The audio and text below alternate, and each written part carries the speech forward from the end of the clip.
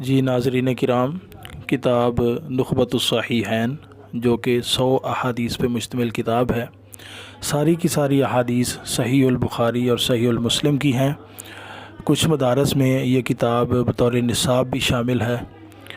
اس کتاب کا اردو ترجمہ مارکیٹ میں موجود نہیں ہے، ہم آپ کی خدمت میں اس کا اردو ترجمہ پیش کر رہے ہیں تاکہ شائقین اور طلباء کرام اس سے فائدہ حاصل کر سکیں۔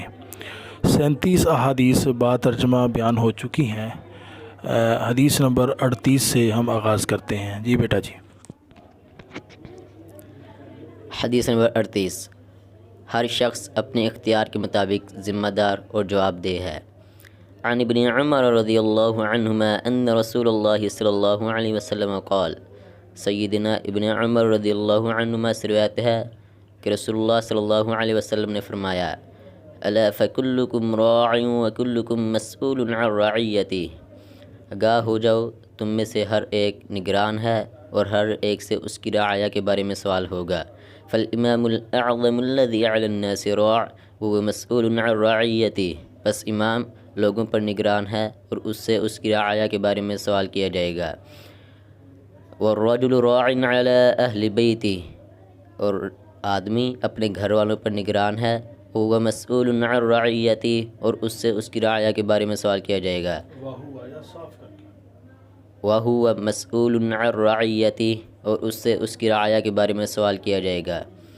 والمرأة راعیۃ علی اہل بیت زوجها وولدہ وہی مسئولۃ عنہم، اور عورت اپنے شوہر کے گھر والوں اور اس کے بچوں پر نگران ہے اور اس سے اس کے بارے میں پوچھا جائے گا۔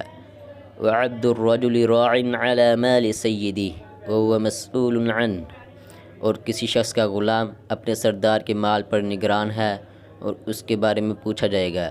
الا فکلکم راع وکلکم مسئول عن رعیتہ، آگاہ ہو جاؤ، تم میں سے ہر ایک شخص نگران ہے اور ہر ایک سے اس کی نگرانی کے بارے میں پوچھا جائے گا۔ حدیث نمبر 39۔ ذمہ داری کی صحیح ادائیگی بھی صدقہ ہے۔ عن ابی موسیٰ الاشعری رضی اللہ عنہ عن النبی صلی اللہ علیہ وسلم قال، سیدنا ابو موسیٰ اشعری رضی اللہ عنہ نبی صلی اللہ علیہ وسلم سے روایت کرتے ہیں، نبی صلی اللہ علیہ وسلم نے فرمایا، ان الخازن المسلم الامین الذی ینفذ ما امر بہ، جو خزانچی مسلمان امانت دار جو کچھ بھی خرچ کرتا ہے جس کا اسے حکم ہوا ہو، فیعطیہ کاملا موفرا طیبۃ بہ نفسہ، وہ پوری رقم دیتا ہو اپنے دل کی خوشی کے ساتھ، فیدفعہ الی الذی امر لہ بہ، پھر اس شخص کو پہنچائے جس کا اسے حکم ہوا ہو۔ احد المتصدقین، وہ دینے والا صدقے دینے والوں میں سے ایک ہے۔ حدیث نمبر 40۔ دھوکے باز حکمران پر جنت حرام ہے۔ عن معقل بن یسار رضی اللہ عنہ قال، سمعت رسول اللہ صلی اللہ علیہ وسلم یقول، سیدنا معقل بن یسار رضی اللہ عنہ فرماتے ہیں کہ میں نے رسول اللہ صلی اللہ علیہ وسلم کو فرماتے ہوئے سنا، ما من عبد یسترعیہ اللہ رعیہ، نہیں ہے ایسا کوئی بندہ کہ اللہ تعالیٰ اسے رعیت دے، یموت یوم یموت وہو غاش لرعیتہ، اور وہ شخص اس حال میں مرے کہ وہ اپنی رعیت کے حقوق میں خیانت کرتا ہو، الا حرم اللہ علیہ الجنہ، مگر اللہ تعالیٰ اس پر جنت کو حرام کر دیں گے، لم یجد رائحۃ الجنہ، وہ جنت کی خوشبو بھی نہیں پا سکے گا۔ حدیث نمبر 41۔